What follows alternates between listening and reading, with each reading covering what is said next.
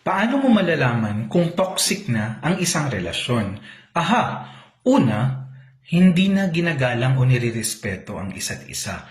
Maaaring iniinsulto sa pamamagitan ng mga verbal na hindi magagandang salita o verbal abuse. Ikalawa, wala nang tiwala, no? Sobrang nagseselos na, naghihinala, inaakusahan, na wala namang katotohanan. Ikatlo, masyado ng controlling o manipulative. Gusto siya nasusunod, no? May emotional manipulation na nangyayari para makuha yung gusto, no? Then, umiiwas sa komunikasyon, maaring sa paggalit na paraan, sinisigawan, or silent treatment.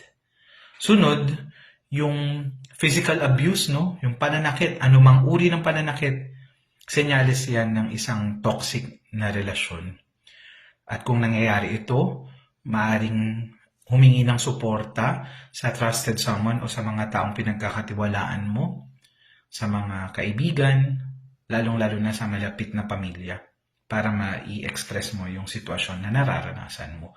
At kung hindi mo na talaga rin makontrol, sabi nga ang relationship ay root ng mga problemang nararanasan ng mga tao. May mga mental health professionals na makakatulong tulad ng counselor, psychologist o psychiatrist na maaari mong malapitan o hinga ng